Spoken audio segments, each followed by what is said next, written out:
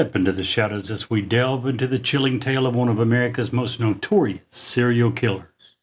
On our next bone-chilling episode, we begin to uncover the horrifying legacy of a man known as John Wayne Gacy. Tonight on Newsworthy, 2 words and 2 question marks.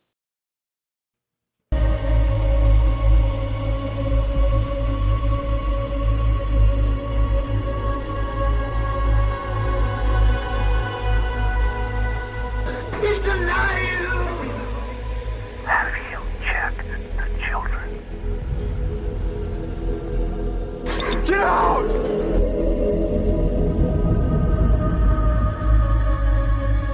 You have scoured the podcast world and finally found us, Newsworthy with Steve and Jerry, where we delve into all things mysterious, macabre, or out of this world, and decide if they are truly newsworthy. 2 words and 2 question marks.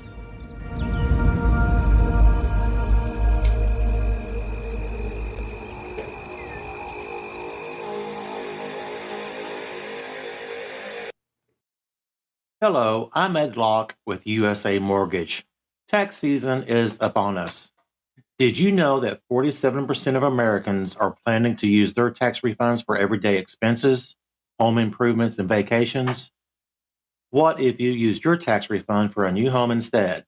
Again, this is Ed Locke with USA Mortgage. Your tax refund can be used towards down payment, closing costs, or paying down existing debt to help get approved. So before you spend that tax refund, let's get together and see how to best utilize those funds to invest in your future and your new home. Call or text me at 502-680-0953. Again, that's 502-680-0953. NMLS ID 448-9808, Das Acquisitions, LLC, doing business as USA Mortgage, NMLS ID 227262. This is not a commitment to lend. Additional terms and conditions apply. USA Mortgage is an equal housing lender. Hello, Jerry. Hello, Mr. Steve. How are you? Well, I was good right up until you brought up that guy. I didn't bring up the guy. Steve just said, let's get her done. And I said, oh, you're going to use Larry the Cable Guy's catchphrase. He's like, I hate that guy. I don't like that guy at all. He's Why not. are you using his catchphrase? I'm not. I just said, let's get her done. That just because he used it doesn't mean that I can't. That's rude. That'd be like saying I can't say it's finger looking good. We're talking about my beautiful lips. I've got some, you might be smarter than a 5th grader, and then turn around and saying I extremely dislike Jeff Foxworthy. That's not the same Bill at all. Engvall, what's his? I have no idea. Yes, you do. Oh, here's your sign. Here's your sign. Yeah, well, okay. Fine. Just for the record, I just don't find Larry the Cable Guy funny at all. He is hilarious. No, he's not. And how we even got on this, listen, this show is already. We got on I don't either. This show is already. Listen, and I know that you guys we don't do live anymore, but we're an hour behind tonight because I convinced Jerry almost to buy some different shoes. You didn't convince me. I found them and said, hey, what do you think? Aren't these pretty cool? Well, I would have, if they could have actually looked like poop, and I would have told you they were cool. But just to get me to get a different pair. Yeah, pretty much. You know, that way you start the process of catching up with me. Although I was also going to buy a pair of them. So. Exactly. That doesn't count, though. Pair. I am a shoe whore. So. But yours were ugly. Huh? The one you were going to get was ugly, and I can prove it. Just look at the name of the email. Well, that doesn't count. You named the email. It doesn't matter. Oh my gosh. Ugly shoes. Jerry. So, how's your week? My week was good. It's so busy. You know, I want to bring it up real quick. Ed Locke and USA Mortgage has been a long time supporter of our program and sponsor of our program. If you are in Kentucky or Florida, please, and you're thinking about buying a home, it's even in your wheelhouse to thinking about buying a home. call Ed Locke. He's phenomenal. Tell him what he does. He's not a real estate agent like you. No, he's not an agent. Ed is a mortgage broker. And why he would be, in some situations, he's actually better than a bank. Because banks have sometimes, unless you're talking about the really big banks, they have a very few products that they try to fit you into. Ed is much different. He takes all of the products. He has access to every loan product out there for the most part. And he finds the best one for your situation as opposed to pigeonholing you into what they have available. And, you know, I've worked with him on countless loans at this point. He's efficient. He's top notch. He gets it done.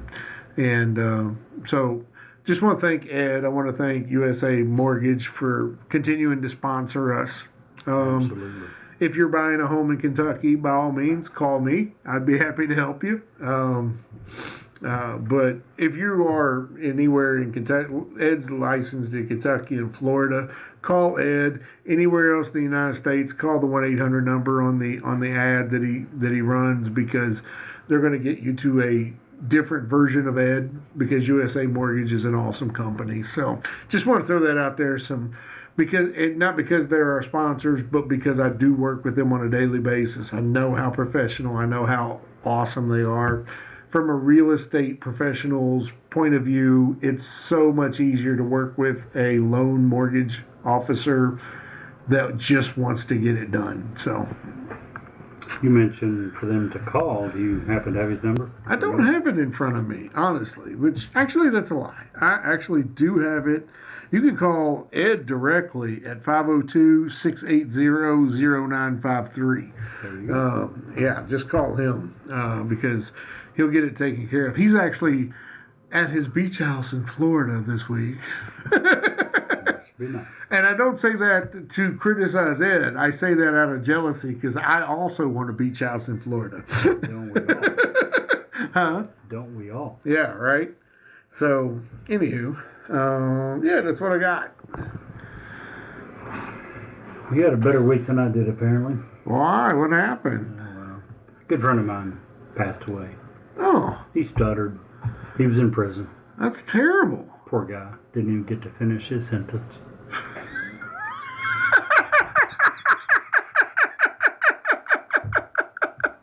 Gotta feel sorry for someone like that, right? That's good. You like that one, I got nothing. That was great. Glad you like it. Woo! Now see, that's what we're talking about. That was perfect. I love that. That was wonderful. I still say the first one I ran by you earlier was a much better dad joke. Not nearly as funny. I would say it too. This to me is a true dad joke. This is a face palm slap dad joke. A friend of mine had a car. Had a wooden body, wooden tires, wooden lights. You'll never guess what happened when he went to drive it the other day. What happened when he went to drive it the other day? Wouldn't start. Oh, gosh. Now, is that not a dad joke? So you went That's a true dad joke. You went for so good to so bad. Isn't that sort of the definition of dad joke, though? No, maybe, but no. That's a true original dad joke right there. One of the OGs. I still like that. Well, What do you got for us? nothing. I was just going to tell you about this new horror book I started reading in Braille. Okay. Yeah, something's bad is about to happen. I can just feel it. Oh, I bet you can. Not near as good as yours. You had me beat there. Tonight, our topic is kind of gross. It is. I mean, Not kind of. It just is. we're going to talk about, and it's a pretty popular thing. A lot of podcasts have covered it. A lot of documentaries, movies have been made about it. You know. We're not going to bring anything new and enlightening, I don't think, except our own twist onto it. But we're going to try to transverse down the mind of a serial killer tonight. One of the bad ones. And the serial killer that we're going to try to get in the side of the mind of today is John Wayne Gacy. And the more I read and understand and learn about this man, the scarier, the more it makes me happy that Kentucky allows us to carry concealed. This guy is just so, I want to say the word lifeless. I mean, obviously he's no longer with us, but Speaking of concealed carry, inside. change our direction for a second. What state did I hear about the other day that just passed a law allowing any teacher that so desired to conceal carry at school on campus? I don't know, but I could Tennessee, probably I think. maybe that'd be Tennessee, or I was going to say something like Montana or Idaho or Wyoming. I would agree. Those would be the one that come to mind. A very conservative Western state that's very gun friendly, but it was close, much closer by than. Oh wow! Can't believe you hadn't heard it. Yeah, well, that's what I get for not watching. Is I watch as little new since we switched topics and we don't cover the news every week. I stay away from it unless it's some big event. I'm oblivious anymore. And what's that? What's the ignorance is bliss? Yeah. Yeah, that It is, but you know what? Somewhere along the line, you and I have always said that people who, first of all, if you don't vote, you don't even have a right to criticize. As far as I'm Correct. concerned. You really don't. Secondly, part of your responsibility, in addition to voting, is to make an educated vote. At least Absolutely. know what you're voting for. Agreed. At least know the people you're voting for. Agreed. So you have to do some research to be an educated voter, I think, to even have a clue. Because you and I both agree that part of the problem in this country has been lever pullers. In the yeah. past, in the old days, you could walk in and pull the Still can. Republican or Democrat. Some machines have widely done away with that. But in some places, you could go in and pull a physical lever and vote all Republican or Democratic Party. And for the people who did that, we've long said that they weren't doing what they should do, which is to try to do a little research, find out the people that they're going to vote for, what they believe, what they don't believe, and try to get an idea of who they are and how they're going to vote. we actually did a show about We did.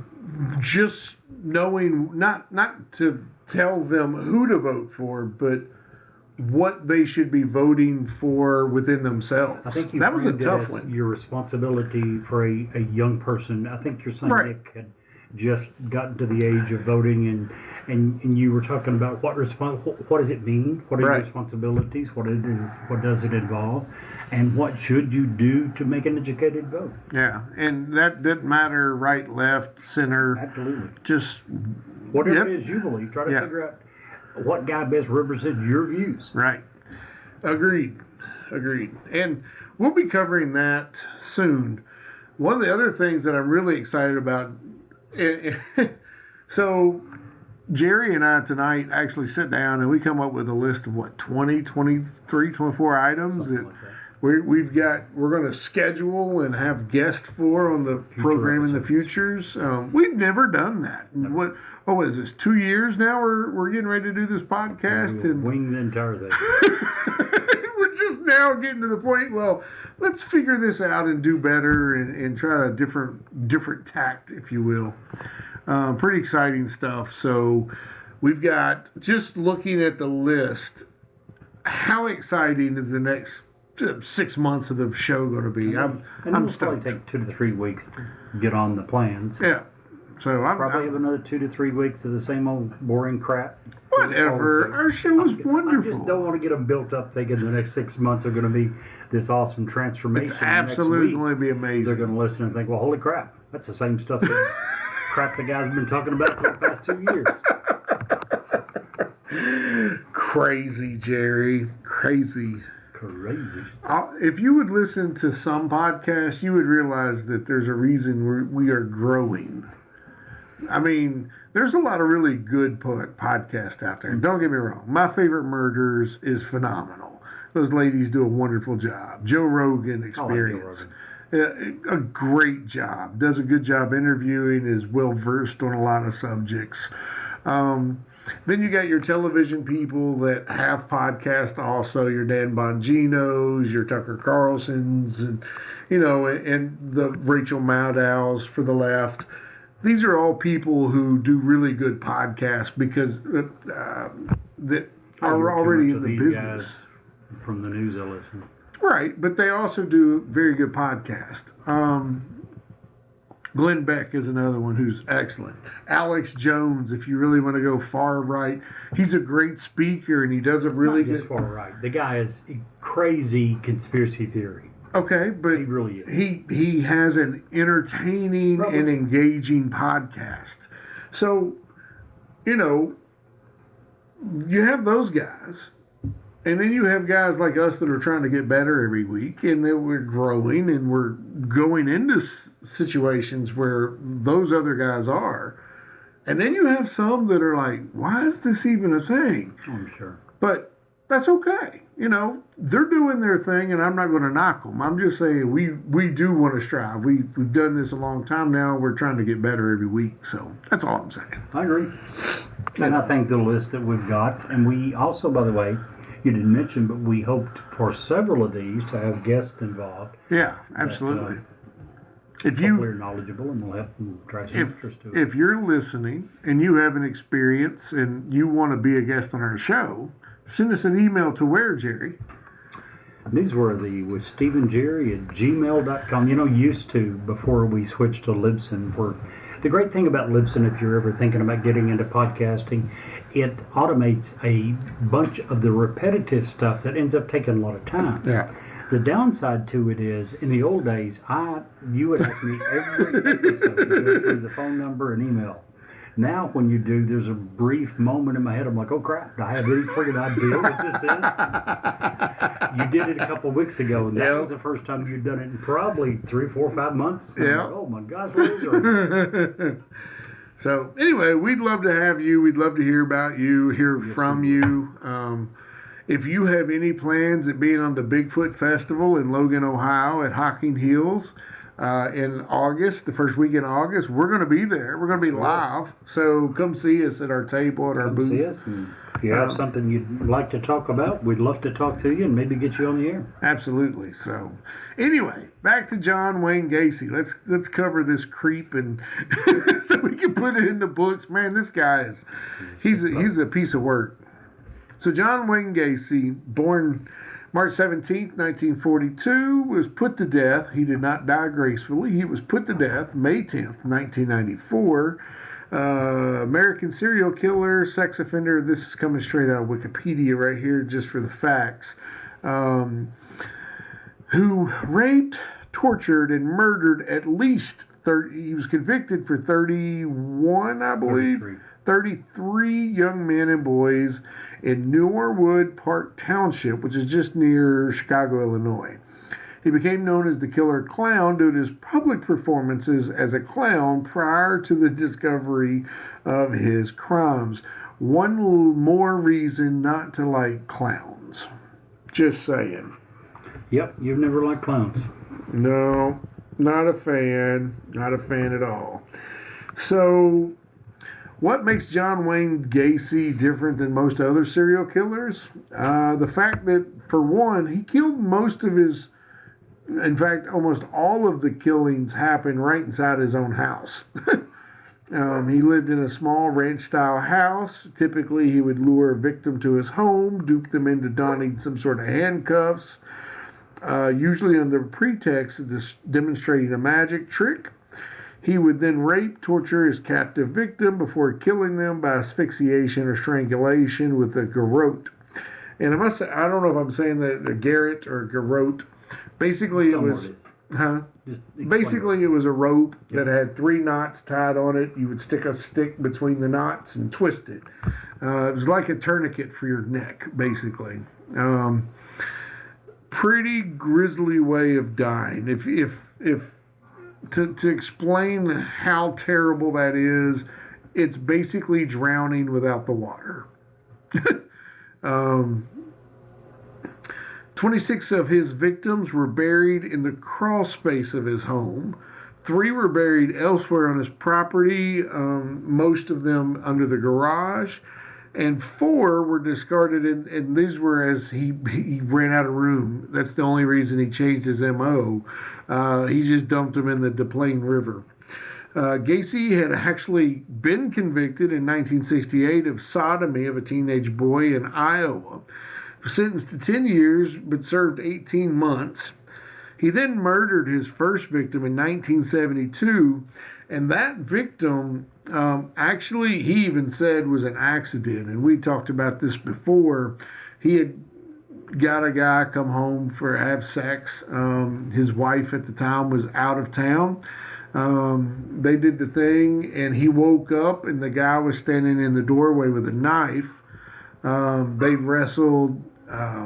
John Wayne Gacy ultimately won, stabbed him repeatedly, killed him, and later even said, "Hey, I think he was just making me breakfast, and I made a mistake." He walked in the kitchen and found out the guy had made breakfast. Yeah. Started thinking about it and thought, this guy wasn't coming to kill me. He was coming to wake me up to tell me to have breakfast. Yeah. So ultimately, he was convicted for 33 murders by one individual. It was, at the time, the most homicides in the United States legal history. Gacy was sentenced to death on March 13th of 1980. He was then executed by lethal injection at the Stateville Correctional Center on May 10th, 1994. So, 14 years later, he was on death row? He sat on death row, yeah. Gosh. Crazy. So, how much do you want to get into, like, his origins? And because his dad was abusive, alcoholic. Verbally and physically, not sexually. No. It was never alleged that he was sexually abusive, No. but extremely verbal toward most of the members of the family. Including the mom. Including the mom. Would often beat the mom. Yeah. Now, again, I know you well enough to know that we are in no way saying that this is an excuse. It's not. When you become an adult, you're responsible for your actions, good, bad, or indifferent. We are saying absolutely that there are things that can happen that make things more likely or less likely. Right. So actions have repercussions. Absolutely, if they do. Are extremely abusive toward your children, there's going to be a price that they have to pay for that. Most won't go to this length. Right. But you're messing with people's heads when you treat them like a piece of garbage. You, as one of the people that should be one of the 2 people that love them the most and care for them the most and try to help protect them, and you turn that around and become verbally and physically abusive, I can't imagine the trauma that this puts children through. Yeah, I, as many of our listeners and followers know, I used to do foster care. We did foster care in our home for many years. And one of the most and I say horrific, I mean, we had some kids that went through some crap, okay? Let's just put it, they're in foster care for a reason. Yeah. But I'm not going to mention any names, but one of the kids we had, good dude, nice guy, he tried so hard to be well-adjusted, had a mom that was just, and I'm going to say it, his mom was shit. Okay, sorry, if that language offends you, but that's what she was. Like I would rather wipe things off my shoe than deal with this woman. He had been with us for 9 months, Jerry, and you'll probably remember me telling you this story when it happened. He'd been with us 9 months, had 0 contact with mom. He had lost some weight when he was with us because we were out in the yard, we were hiking, we were doing things, we were living life, going to the park up in Louisville. Finally got a visit with mom. He's so stoked. He was so excited to see his mother.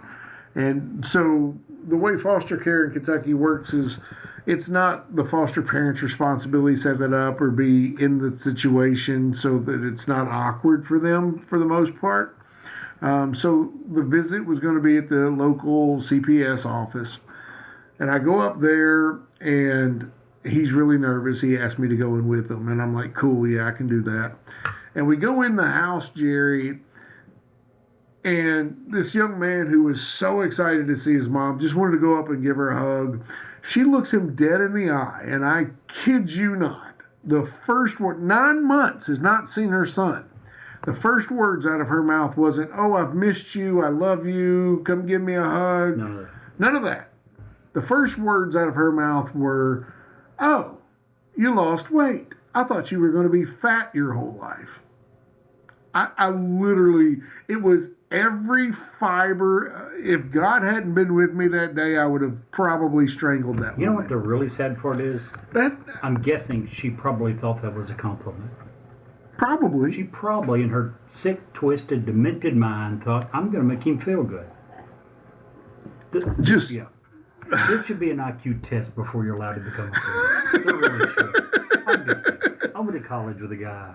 I'm not going to say his name, but he had, I'm not going to say that. He had a theory on life, and I probably shouldn't say it here. So, yeah. One of the things he strongly believed was you need to have an IQ test before you allow people to become parents. And the woman you're discussing is living proof of that. Some people should not be allowed. Just terrible. It was all I could do to, and eventually, the sad thing is, the goal is, until it isn't, the goal is always put replacement with the parents. Right. Until it isn't, until it can't be, until it ruled. Eventually, he went back. Less than a week after we went back, they called me and asked me if I still had a bed available so he could come back. And we'd already gotten new kids and couldn't take them. Poor kid. But long story short, we say all that. Not to make excuses for what John Wayne Gacy did, but you have to. I think that anyone with a thinking brain has to understand that some of the things that Dad did contributed at least a little. Sure. And it wasn't just that. Yeah. When he was age 7, a close family friend began to sexually abuse him. Yeah. Exactly. His dad would say things, call him sissy, mama's boy, tell him that he would probably grow up queer. And that was on top of the fact that John Wayne had already decided, or in his mind had started thinking that he didn't really like girls that much. So his dad often called him effeminate. In fact, his mom, at one point after Dad had passed away and John Wayne had been arrested, had already said that, if his dad would have known that he ever slept with a guy or was with another man, his dad would have killed him. Hands down. It wouldn't have been a question of it. So, that kind of, it's just, there's no excuse. There's not. But, damn. There's times when, whether it's John Wayne Gacy or a case that's much more relatable, the young man that you guys had in foster care, it makes you think the old phrase there, but for the grace of God go I. Yeah. We didn't decide who our parents were. We didn't decide. We didn't get to pick and choose our parents, how much they cared for us and loved us. So the fact that we ended up with decent parents or maybe okay parents or horrible parents, those are things that we had no control over. We had nothing to do with. Yeah. And again, when you look at someone like this, no, it doesn't excuse it, but man, you got to feel a little bit sorry about some of the crap they had to go through and endure, whether it's him or the young man you had in your home. Well, in 1960, at age 18, Gacy actually became involved in politics, working as an assistant precinct captain for a Democratic Party candidate. This led to more criticism from his father, calling him a patsy. The same year, Gacy's father bought him a car. He kept the vehicle's title in his name. Now, this car, I bring this up because this became a point of contention between the two. All the way from Gacy would have an extra set of keys made so that he could still drive his car when Dad took the keys. Dad stole the distributor cap. Back and forth. And ultimately, what led to Gacy moving away was the fact that apparently Gacy was buying, and I'm using air quotes, from his dad. He was making payments to his dad for the car. He was a few days late on a payment. His dad said he was going to take the car and was going to cancel the whole deal, just keep the car. And that was the knuckle sandwich, if you will, to make Gacy leave the home. He left one night. He got the distributor cap back. He drove all the way to Las Vegas. He had a cousin in Las Vegas that he knew of that was a prostitute. He drove from Chicago to Las Vegas with $136 to his name. If I'm not mistaken, he was 20 or 21 years old. It's not like he was... He was 20 because he couldn't legally work in Las Vegas yet because you had to be 21 to get a work card to work at any of the casinos or any of the 20 years old in his father's hospitality determining when he's allowed to have possession and drive the car that he's buying. Yeah. He's paying for. It is, yeah. So Gacy worked at an ambulance service out there, and then he was transferred from there because he couldn't legally work at 21 to a mortuary. He was able to live in the mortuary, and actually his first, As a grown up. a grown man, his first, homosexual experience. yeah. I'm going to call it that. Well, I was thinking of the necrotic experience, the first time that he Absolutely. goes a little off the rails sexually, and we're trying to be kind here, because we do have a varied listening audience. But basically, there was a male who had died in a ready status, if you will. And John Wayne had actually gotten into the casket with him, closed it, got scared, and got out. But that kind of started the process of I think he... weirdness. Yes. But it also scared him Yeah. to the point that he started thinking about what he'd done, wondering what had gone wrong, and he quit his job and moved back home. Yeah, he As called a his result mom of and asked this him to go. Yeah. offense. So weird. Crazy guy. Yeah. Went back home, enrolled in college, I think. Yeah. Did well there. Got out, and his life turned around and was doing well. Ended up Joined the being pretty JCs. successful in business. Met a young lady and got engaged, and joined the JCs. Was moving up in their ranks, and the lady. And then he ended up marrying the young lady. Her father hired him. Her father had bought 3 Kentucky Fried Chicken restaurants, and he hired him to run the restaurants.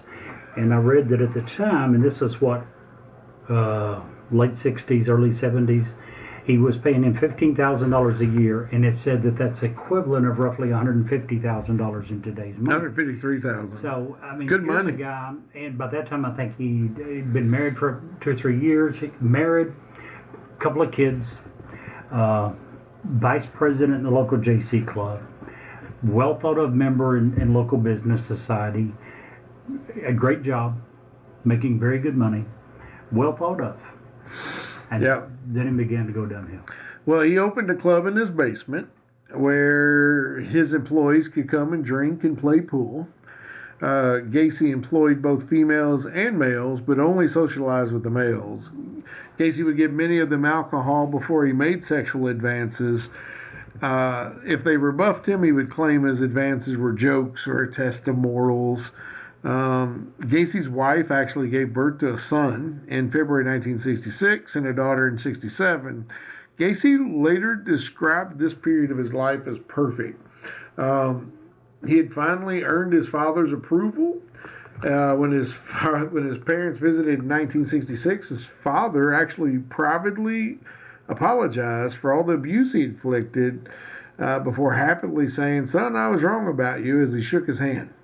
He had no clue about what was about to start happening in John Wayne Gacy's life.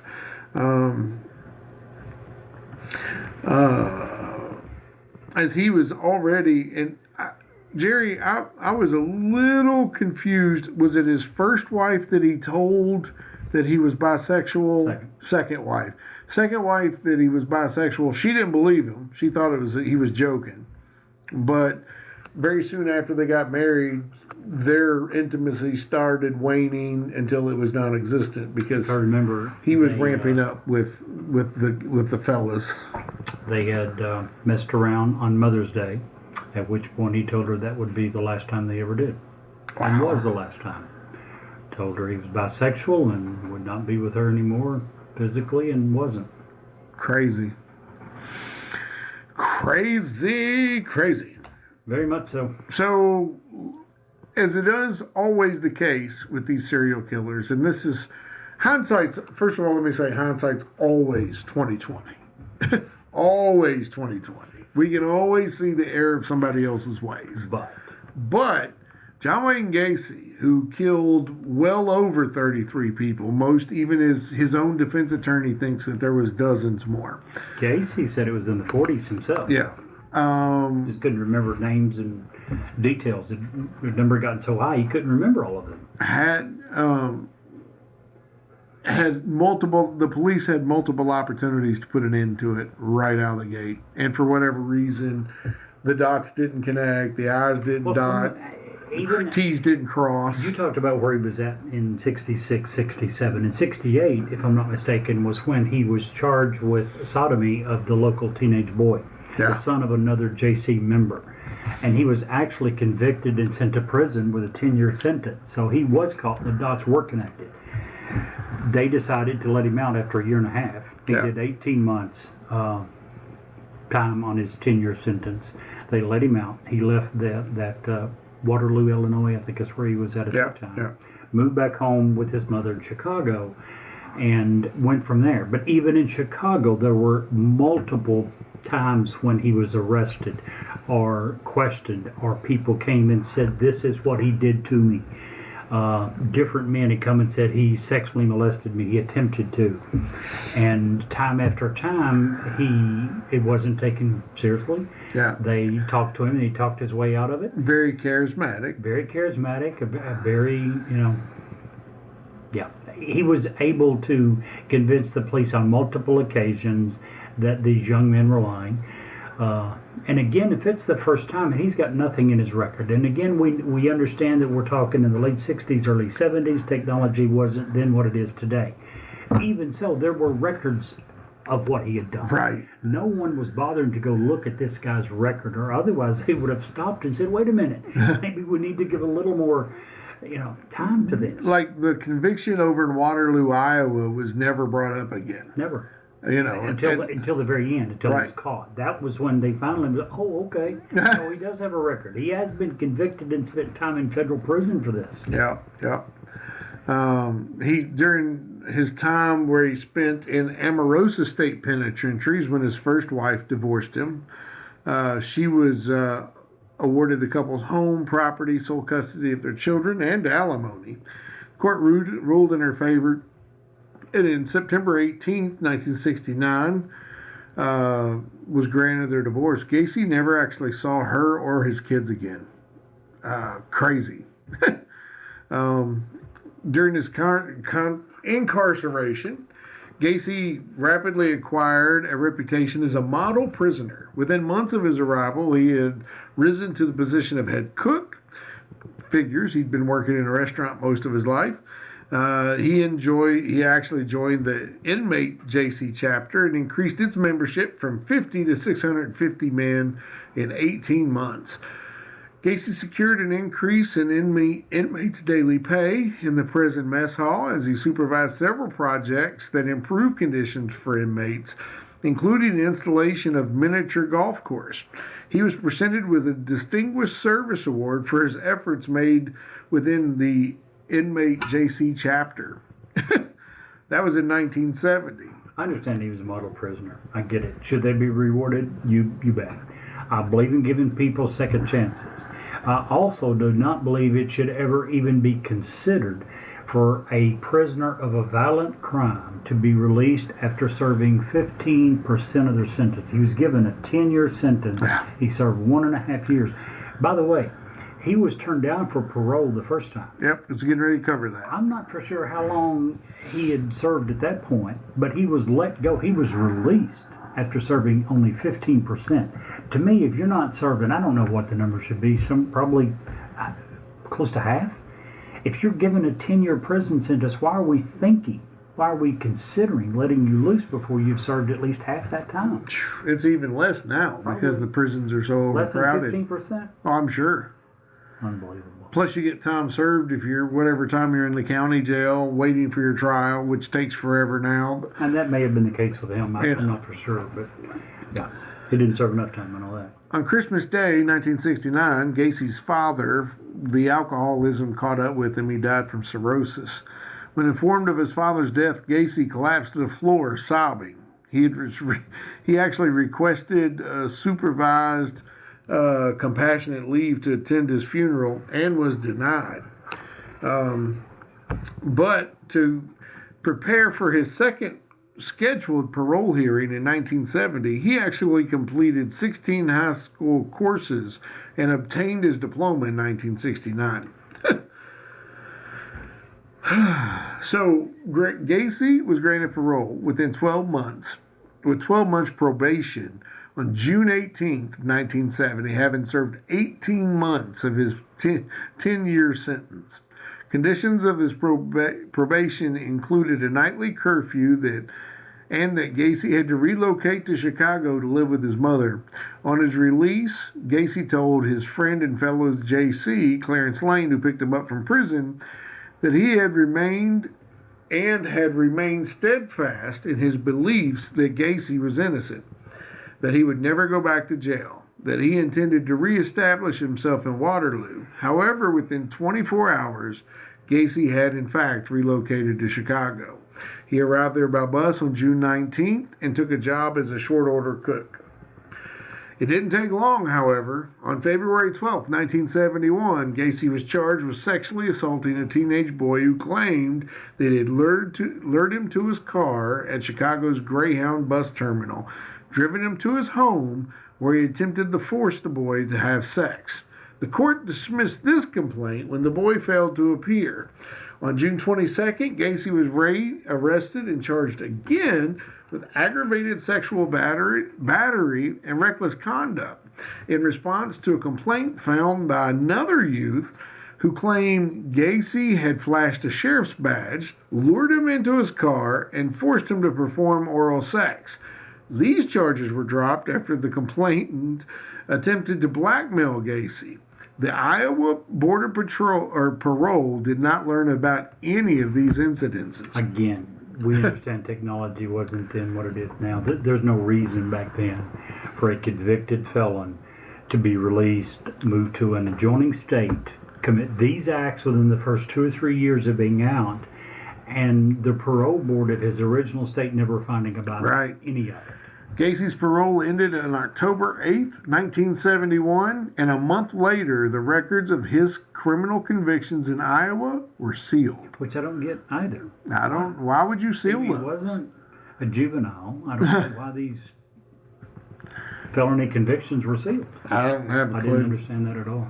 No idea, man. I read it, did a little research, could find no reason for it. I can't imagine a crime where that would be the right approach. Can you? No. For an adult? No. For anything, much less Sexual assault. Sexual assault on a minor. On a minor. I can't imagine that would. Yeah. But that's what happened. So 8213 West Summerdale Avenue. This is the address that, with some financial assistance from his mom, Gacy bought a ranch-style home in unincorporated Norwood Park Township of Illinois. That's part of metropolitan Chicago, and that's where he lived until his arrest in 1978. According to Gacy, it's also where he committed every single murder he committed. Gacy was active in his local community. He was helpful toward his neighbors. He willingly loaned construction tools and plowed snows from neighborhoods, walked free of charge. Model, and I'm using air quotes, big air quotes here, a model citizen. He appeared that way. Yeah. Most people would have probably thought he was. From 1974 to 1978, he hosted several themed annual summer parties. These events were attended by up to 400 people, including politicians and neighbors. In 1971, August, he actually became engaged to Carol Hoff, who he dated briefly back in high school. Carol and her 2 young daughters from a previous marriage moved into the house soon after. They were married on July 1st, 1972. Gacy's mother moved out of the house shortly before the wedding. This is the wife that Gacy had told that he was bisexual. And after the couple had sex on Mother's Day that year, he informed her that would be the last time they would do so. He began spending most evenings away from home, only to return early in the morning with the excuse he'd been working late or conducting business meetings all night. Let's pause for a second. I don't know Carol, but come on, Carol. Come on. She did divorce him. Strangely, she still lived there for another, I think, 6, 7, 8 months after the divorce, but did eventually move out. I mean, I don't think she knew any of this was going on. Here's a red flag. What's that? Carol observed Gacy bringing teenage boys into his garage in the early hours, and she also had found gay pornography and men's wallets and identifications inside the house. And when she confronted Gacy about these items, he usually would inform her angrily that it was none of her damn business. Big red flag. But big red flag. Considering he'd already told her he's bisexual and wasn't going to sleep with her anymore, bigger red flag than that. No, not really. In 1975, in October, after a heated argument, Carol finally asked Gacy for a divorce. He agreed, although by mutual consent, she continued to live at his house until February of 1976. On March 2nd, the Gacy's divorce decree on false grounds of Gacy's infidelity with women was finalized. Here's the thing. She often reported, too, of terrible odors coming up in the house. Flies. And he would say that a sewage pipe was broke or whatever. How many more red flags? I'm not blaming Carol. She was a victim as much as any of the victims were. And I seriously doubt she had any idea that he was murdering people and burying them underneath the house. Jeez, can you imagine? His sister had noticed the odor. His sister had asked him about it. I forget what he gave her.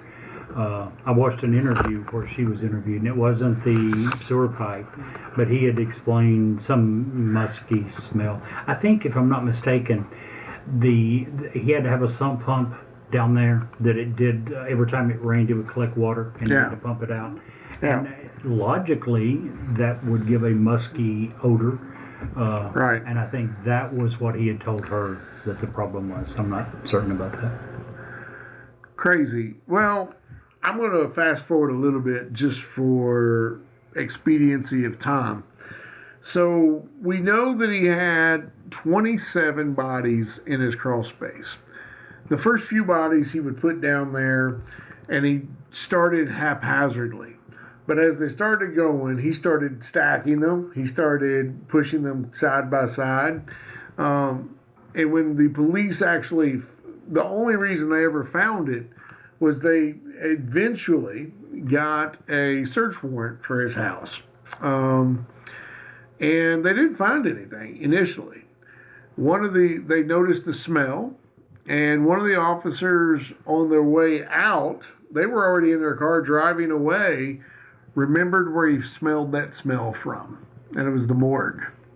And that's when they went back and they decided to do a more thorough search, and that's when they found the bodies.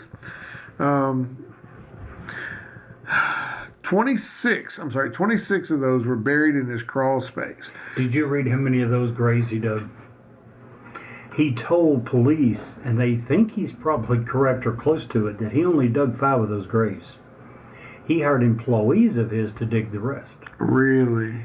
Some of these boys that were spending the night, not all of them were getting murdered. Some of them were long-term relationship guys.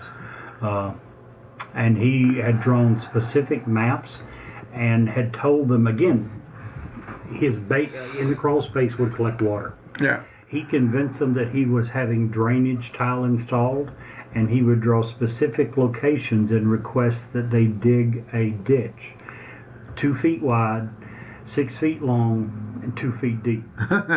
Some cases 3 or 4 feet deep, and that's when there was more than one body stacked. He only dug 5 of these graves. Gosh, can you imagine? They believe. He told them they had several employees that testified that they had dug ditches down in the crawl space. Unbelievable. Just to be, and I guess if they happened upon another body part, he just wiped them out at that point, put them in the hole. Well, supposedly he had threatened them and told them you have to dig exactly something about some old electrical wires that were buried in the vicinity. If you deviate from this, you might electrocute yourself. So you have to make sure you dig exactly where I tell you. Crazy. Very controlling guy. It's one thing to imagine someone doing this, but getting someone else to go down into this, and it wasn't very roomy. It was pretty enclosed spaces. Obviously, he didn't enjoy it. Very physical, manual labor. But yeah, he was hiring other young men to go dig the graves for the other young people he was killing. By the way, he claimed on numerous occasions that he was not the only person committing these murders. Oh, yeah. He said that lots of people had access to his crawl space and to his garage. He said that there was a few. I don't know if you read, but in 2012, some investigators went back and did a little bit deeper research, and they found that he was on business trips. He was out of town when at least, hold on one second. Gacy himself claimed that he was not in Chicago when 16 of the identified victims disappeared. In 2012, 2 Chicago lawyers said that they had uncovered travel records that showed that he had been in another state at the time of at least 3 murders, implying that he had one or more accomplices. Insane. A couple of these boys who lived in the house for long periods of time, who knowingly admitted to digging some of these graves, he said was in on it. And he said that in some cases he had nothing to do with some of these bodies. He claimed that on a couple of trips he came home and there was these dead people, and he was like, well, okay, I guess I've got to bury these too. Huh. Jerry, I think that John Wayne is going to require a part 2.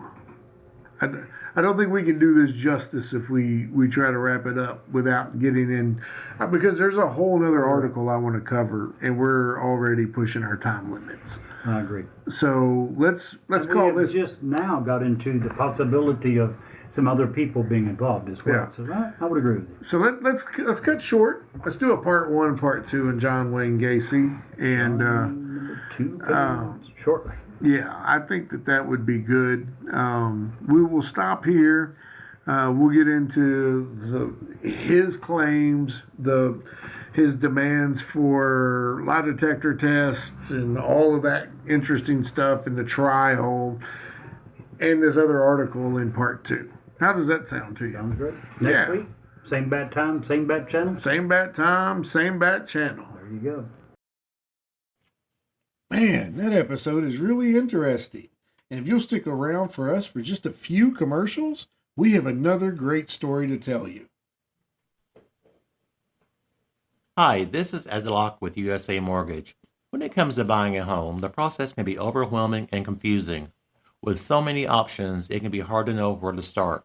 That's why it's important to work with a certified mortgage loan originator. I have the knowledge and expertise to guide you through the process and find the best mortgage option for you. I will work with you every step of the way to ensure that you are getting the best deal possible. So if you're looking to purchase or refinance, please reach out to me at 502-680-0953. So don't take on the stress of buying a home alone. Work with me and I will make your dream a reality. Trust the professionals and make your home buying experience a positive one. MLS ID 448908, DAS Acquisition Company, LLC, doing business as USA Mortgage, MLS ID 227262. This is not a commitment to lend. Additional terms and conditions apply. USA Mortgage is equal housing opportunity. If you want us to review or rate your product on air, if you have suggestions for new episodes, awesome ghost stories, or anything else, please reach out to us. Our email address is newsworthywithsteveandjerry@gmail.com. Our text number is area code 540 709-1318. And now, back to the story. Gary, as a former professional wrestler, there are some pretty shady spots that you can get into. There's a lot of the indies, those places get pretty, when a lot of times when you're new and you're a greenhorn, you're wrestling for your dinner. Sure. And some of the other people there are wrestling for gas money. A lot of these indie shows. Right. And a lot of the promoters can get pretty shady. Tonight's bonus story is about a promoter who kind of got in bed with the wrong people. Okay. In early 2008, legendary Las Vegas wrestling promoter Buffalo Jim Barrier began receiving a series of disturbing threats. Letters had been delivered to his auto mechanic shop that he owned, warning him that his life was in danger. One of them even listed his home address and read, "Make sure you're not being followed." And on April 4th, Barrier reportedly received a call from a hitman with yet another warning. Later that day, he called one of his friends, a local journalist, and made an eerie prediction about exactly how he thought he would be murdered. He said, and I quote, "They're going to do it through a woman or they're going to try to drug me." And 2 days later, that's precisely what happened when Barrier turned up dead in a motel room with a bottle of pills beside him and messages from a mysterious woman on his phone. However, the police came to the conclusion that he simply died from heart problems after snorting too much cocaine. Barrier's daughters, however, were not convinced and believed that he was murdered. For one thing, Barrier had been involved in a decades-long feud with his landlord, Rick Rizzolo, a notorious strip club owner with suspected ties to the mafia. Nevertheless, this chilling case remains unsolved today. Just kind of weird. And Jerry, if you can't see the light, Be the light.